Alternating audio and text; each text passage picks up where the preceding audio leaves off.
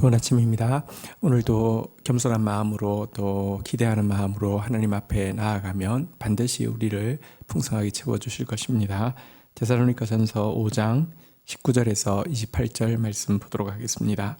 19절 성령을 소멸하지 말며 20절 예언을 멸시하지 말고. 자, 성도들에게 이제 또 몇 가지 신앙생활에서 중요한 교훈들을 주고 있는데요. 성령을 소멸하지 말고 예언을 멸시하지 말라, 이렇게 가르침을 주고 있습니다. 이 부분에 대해서 좀 생각해 보도록 하겠습니다. 성령을 소멸하지 말라는 말은 조금 더 설명하면 성령의 불을 꺼트리지 말라는 것입니다. 성령의 불을 꺼트린다라고 했는데요. 성령께서는 우리 안에서 소원을 두고 행하십니다. 성령께서 주시는 소원의 불을 인간적인 내 생각으로 불가능할 것 같다, 혹은 내가 원치 않는다, 이런 내 생각으로 꺼버리거나, 혹은 마음으로는 그렇게 해야지 하는데 실질적으로는 나태한 생활로 말미암아 그 불을 꺼트려 버리는 것을 의미할 수 있습니다. 성령께서 주시는 소원의 불이 있다고 하면 여러분, 그 불을 꺼트려서는 안 되는 것입니다. 조금 더 원론적으로 생각해 보면, 여러분, 이 성령의 불을 꺼트리지 말라고 그랬는데요. 구약에 보면 이 성령의 불을 상징하는 것이 있습니다. 그것이 바로 상번제입니다. 성막을 그리고 성전을 처음 완성했을 때 하늘로부터 불이 임했고요. 그 불이 꺼지지 않도록 아침과 저녁으로 계속 번제를 드리는 것, 그래서 그 불이 계속 탈 수 있도록 하는 것, 이것을 상번제라고 하는데요. 이 상번제가 성령의 불에 대한, 성령의 불을 꺼트리지 않는 방법에 대한 구약적인 예표입니다. 그러하다고 하면 아까 설명한 대로 성령께서 주시는 소원을 꺼트리지 않기 위해서 내 인간적인 생각, 내 나태한 생활을 이렇게 물리쳐야 된다는 거 맞는데요. 여러분, 그러기 위해서는 상번제와 같이 주님 앞에서 매일 기도가 그치지 않아야지만 성령의 불을 꺼지지 않게 한다는 것입니다. 기도의 불이 꺼져버리면 성령의 불도 꺼져버립니다. 그래서 우리가 무시로 기도하고 또 몸부림쳐서 함께 뜻을 정하고 기도하고 하는 것이 굉장히 필요하다는 것입니다. 예언을 멸시하지 말라 이랬는데, 예언에 대해서도 좀 나누겠습니다. 성경에서 이야기하는 예언이란 용례로 치면은 예언이란 말씀과 거의 95% 정도 동일하다고 보시면 되겠습니다. 구체적인 상황 속에서 말씀이 깨달아지고 해석되어지는 상태를 이 예언이라고 주로 표현하고 있기 때문에 그렇습니다. 우리에게는 성경 말씀이 있습니다.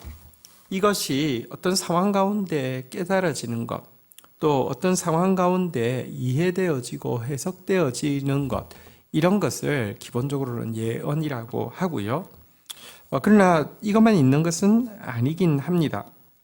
특별한 경우, 성경의 가르침과 일치되는 방향 안에서 성령께서 또 우리에게 감동을 주셔서 이렇게 어떤 사람을 통하여서든지 혹은 어떤 상황을 통하여서든지 예언의 말씀을 주실 수 있는 것, 이것이 성경에 기록되어 있습니다. 그러나 항상 이 5% 정도 되는 이것을 쫓아다니는 것은 정말 지혜롭지 못합니다. 이미 우리에게 주어진 말씀이 생각나게 하시는 것 예언이고요, 깨달아지게 하시는 것 예언이고요, 또 설교를 통하여서 이것이 해석되어져서 내게 오는 것, 이게 예언인데요. 어쨌든 이 예언의 말씀을 멸시하지 말라, 이렇게 이야기하고 있습니다. 여러분, 말씀을 높이는 자는 하나님께서 높여주시고, 말씀을 무시하는 자는 하나님께서 하찮게 여기실 것입니다. 이 사실을 꼭 기억해야 합니다. 자, 이제 21절, 22절을 보도록 하겠습니다. 범사에 헤아려 좋은 것을 취하고 악은 어떤 모양이라도 버리라. 자, 또 이렇게 권면하고 있는 것은요, 범사에 헤아려서 모든 일을 잘 살펴서 선한 것은 딱 붙잡고 악한 것은 멀리 하라라고 이렇게 충고하고 있습니다. 우리는 모든 일을 신중하게 잘 살펴야 합니다.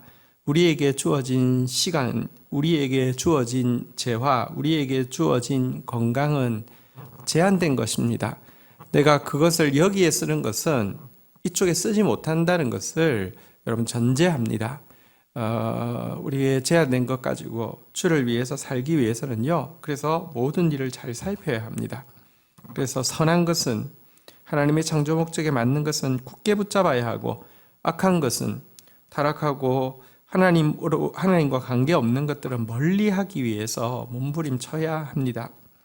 더 나쁘고 덜 나쁜 것을 분별하기 위해서 그래서 뭐 이 정도면 괜찮지 하는 것을 하기 위해서 신경 쓰는 사람이 아니라 악은 모양이라도 버리고 선한 것과 또 최선 중에서 최선을 선택하기 위해서 몸부림치는 사람, 이것이 그리스도인이 되어야 합니다. 좋은 것, 괜찮은 것이 아니라 베스트를 선택하기 위해서 몸부림치는 성도가 되라, 이렇게 권면하고 있는 것입니다. 자, 이제 23절 보도록 하겠습니다. 평강의 하나님이 친히 너희를 온전히 거룩하게 하시고 또 너희의 온 영과 혼과 몸이 우리 주 예수 그리스도께서 강림하실 때에 흠없이 보존되기를 원하노라. 자, 이제 23절부터는 데살로니가 성도들을 향한 기도, 바울의 기도라고 할 수 있습니다. 먼저 그들을 하나님께서 친히 온전히 거룩하게 해주시기를 기도하고 있습니다. 그래서 온 영과 혼과 몸, 달리 이야기하면 영혼도 또 정서도 육체도 하나님 앞에서 책망할 것이 없는 자로 순결하게 보존해 달라는 기도를 하고 있습니다. 왜냐고 하면 성도는 그리스도의 신부로서 어린 양의 혼인잔치에 참여할 존재이기 때문에 우리의 영혼도 우리의 정서도 우리의 육체도 순결한 자로 하나님 앞에 서야 하기 때문입니다. 이 일을 위해서 하나님 친히 해주시기를 기도하고 있습니다. 성화는 참으로 지난한 과정이긴 하지만 성화는 이룰 수 없는 공상이 아니라 결국 그렇게 되어질 것입니다. 우리의 실패에도 불구하고 하나님께서 우리의 성화를 포기하지 아니하시고 예수 그리스도께서 우리의 성화를 위해서 지금도 중보하고 계시기에 우리는 주님을 닮아서 또 어린 양의 거룩한 신부로서 영과 혼과 몸이 책망할 것이 없이 부끄러움 없이 서게 해주실 것을 사모하고 또 함께 수고해야 합니다. 24절 너희를 부르시는 이는 미쁘시니 그가 또한 이루시리라. 이것이 우리의 소망입니다.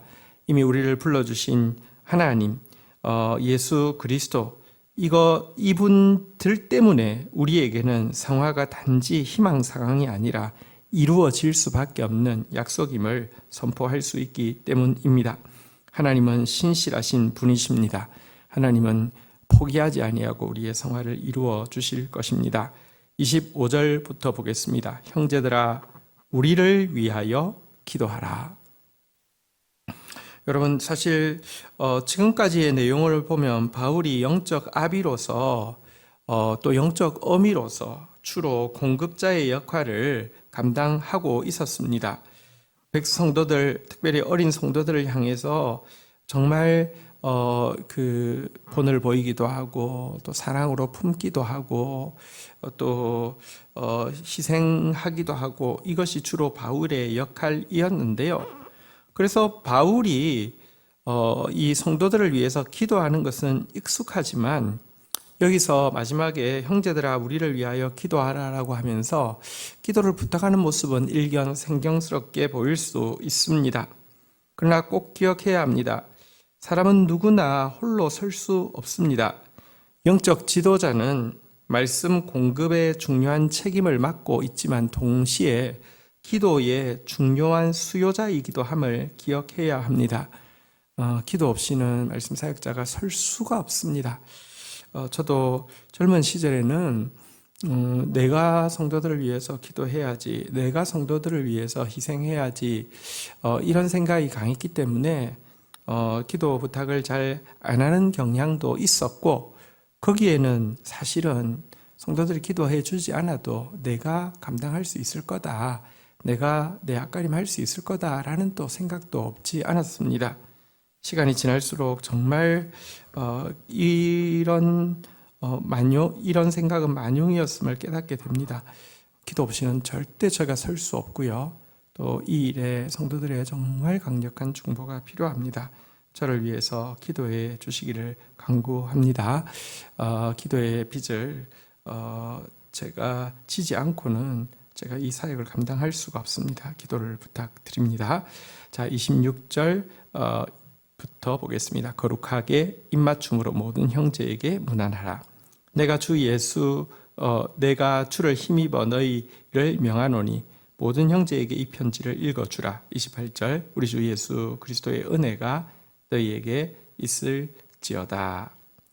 자, 마지막으로 이제 그 성도들 안에 거룩한 입맞춤으로 문안하고 또 하나님의 영감으로 기록되어진 이 편지를 모든 사람들에게 읽어주라라고 이렇게 부탁하고 또 예수 그리스도의 은혜를 빌므로 데살로니가 전서를 마치고 있습니다. 여러분, 우리는 데살로니가 묵상을 이제 마치는데요. 우리의 삶으로 또 우리의 입술로 우리 역시 우리가 읽은 이 편지를 전달할 사명, 읽어줄 사명이 있다는 사실을 기억해야 합니다. 우리는 비신자가 읽는 성경입니다. 데살로니가에 나온 교훈 하나하나가 또 우리를 통하여서 세상 사람들이 또 믿음이 연약한 사람들이 읽는 성경이 되어질 수 있도록 우리 또 그렇게 살아갈 수 있기를 사모하십시다. 주님의 은혜가 여러분들에게 있을 것입니다. 주신 말씀 붙잡고 제가 기도하며 나가겠습니다. 하나님 감사합니다. 오늘 하루도 성령께서 주시는 소원들을 내 인간적인 생각이나 내 인간적인 게으름으로 소멸하지 않게 하여 주시고 하나님 앞에서 기도의 불을 꺼트림으로 말미암아 성령의 불을 소멸하지 않도록 인도하여 주옵소서. 오늘도 주어진 말씀의 가르침을 멸시하지 않고 존중하고 높이며 나가는 자 되어지게 하여 주옵소서. 우리가 많은 기회 비용을 지불하면서 선택을 하는 세상 가운데 살아가고 있습니다. 좀 덜 악한 것과 더 악한 것 사이에서 고민하는 사람 되지 않게 하여 주시고 선과 최선 사이에서 고민하며 선을 붙잡고 악을 모양이라도 버리는 삶 살 수 있도록 은혜를 더하여 주시옵소서. 주님의 신실하심을 찬양합니다. 주님이 신실하시니 또한 이루심도 믿습니다. 하나님, 이 참 굴곡진 세상에 참 허물 많은 육신을 가지고 살아가지만 그리스도의 신부로서 우리의 영혼도 우리의 감정도 우리의 육체도 정말 아름답게 흠없이 책망할 것 없이 사는 자 될 것이오니 사모하고 신뢰하며 또 싸우는 하루 되어질 수 있도록 인도하여 주옵소서. 오늘도 기도 없이는 살 수 없고 또 오늘도 중보 없이는 설 수 없음을 고백합니다. 서로 기도하며 서로 중보하며 또 오늘도 우리에게 말씀 주시면 또 말씀이 필요한 영혼들에게 읽어주라 하시미오니 세상이 읽는 편지로서의 사명 감당할 수 있도록 은혜를 더하여 주옵소서. 예수 그리스도의 이름으로 기도 올립니다. 아멘.